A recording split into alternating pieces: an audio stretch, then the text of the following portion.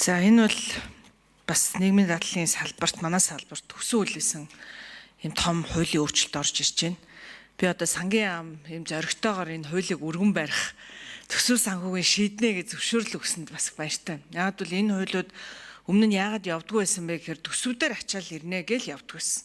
Тэрнээс ш хөдөлмөр нийгмийн хамгааллын яам үеийн сайд нар тогтолцоогоо сайжруулъя гэдэг үргэлж хүсэлтэй. Ингээ хууль өргөн барихад сангийн яамнаас хууль зүйн яамнаас зөвшөөрөл авдаг. За ингээл эцсийн эцэст тоолдог тав дээр очиод мөнгө авахгүй төсвүүдээр ачаал үзүүлнэ боломжгүй гэж явсаар хагаад одоо өөрөө ирэхгүй одоо 2030 он гэхэд 10 шимтгэл төлөгч тутамд 7 тэтгэвэр авахчдын тэтгэврийг тавих болоод эхлэхээр аргаа бараад өнөөдөр энэ том тогтолцоог өөрчлөлтийг хийхээс аргагүй нөхцөл байдалд хүрч байна. За үүн дээр ялангуяа нийгмийн дадлалын том реформыг хийхэд ерөнхий сайд хүний манлайлал маш их чухал байдаг. За ингээд сангийн яам бол үргэлж үгүй гэж дургуутсан. Ерөнхий сайд за юу яриад амбай наатахаа хий энийг хийхээс аргагүй гэвлэл мөнгөнд тавигдана. Одоо дэмжлэг ирнэ гэсэн. Тэгээ би бас 2023 онд одоо яг энд сууж байгаа манай ажлын хэсгийн гишүүдтэй хамтдаа нийгмийн дадлалын багц хуулийг улсын хурлаар орж батлуулжсэн. Тэгэхэд бид нар хамтдаа хэд хэдэн реформын том өөрчлөлтүүдийг хийж чадсан. Нэгдүгüүрт Ахмадын тэтгэврийн одоо гэрүүлийн 2 гишүүний нэг нь бурхан болоход нөгөөхөнд нь тэтгэврийн 20% өвлүүлдэг болсон. Нөгөөх нь жил болгон инфляцтай тэтгэвэр уйлдаж нэмэгддэг болсон. Сүүлийн хэдэн жил одоо эдийн засаг яаж ч хүнд байсан хориг төсөвдөр тавигдсан ч байсан бид нар дандаа жил болгон инфляцтай уйлдуулж нэмэгддэг болсон. Хуучин бол энэ явж байгаа 2-3 жил тэтгэвэр нэмэгдэхгүй байж байгаа яг сонгуулийн өмнө нэмдэг. Эсвэл тухайн жилийн сангийн сайдын одоо тааллаар болж нэмэгддэг гэсэн. За энэ үнээс болж би хөдөлмөр нийгмийн хамгааллын сайд, сангийн сайд нар хоорондоо муудалцж байгааг зөндөө л харж ил. Одоо л хуультай болоод жил болгон инфляцтай уйлдуулж нэмэгддэг болсон. Жил болгон ихтгэл зүйрийг шинжилэн батлахаар болсон.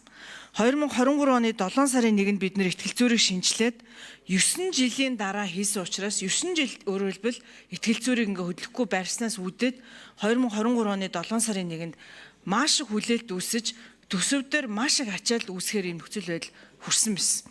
Ямар ч үсэн эхлүүлсэн төсөв мөнгөндөө баригдаад жоохон дутуу үлдээсэн зүйлийг одоо ингээд тогтолцооны нэлээд томоохон өөрчлөлт оруулж хийх гэж байна. 2% мөнгөжүүлж хуримтлал үүсгэхээр уг нь болсон. Энэ бол өнөөдрийн шимтгэл төлөгчид бид нар яг банкныхаа данс шиг ороод харахад миний нэр дээр бодиттой мөнгөтэй болох юм бол бид нар хөдөлмөр нийгмийн хамгааллын сайдч байдаг юм уу засгийн газар нь энэ мөнгөө одоо банктаа яриад бодтойгоор бид нар ипотекээр байдаг юм уу олон зүйлээр шимтгэл төлөгчтэйгээ дэмжих нэрцэн орчныг бий болгосон. Харамсалтай нь энийг нь ахаал сангийн яам мөнгөгүй гэдэг үндслээр хагас дутуу хэрэгжүүлсэн. Уг нь энэ жил ингээд бараг 1.2 их 80 руу одоо энэ хоног дуусахад бараг мөнгөчхөр байсныг бас л хангалттай хэрэгжүүлж чадаагүй.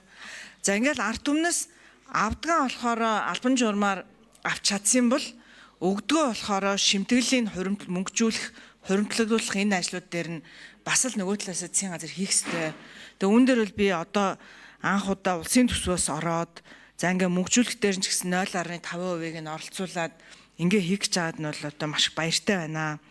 Тэгээ олон салбар хуулиуд дээр бас энэ нийгмийн даатгал тэтгэврийн харилцааг зохицуулах байсан. Бид нар одоо 3-ыг бол үлдээсэн байсан. Чадахгүй байсан. Шүүх прокурор цэцэг тийм ээ. За одоо ингээ шүүх прокурорыг бол хийхээр болж байгаа юм байна. Энэ хууль руу татаа оруулж ирж байгаа юм байна. Өмнө нь бол бүр салбарын хуулиуд дээр маш олон салбар байсан. За ингээ реформуд бол хийгдэж байна. Энэ хуулийг бол дэмжиж байна.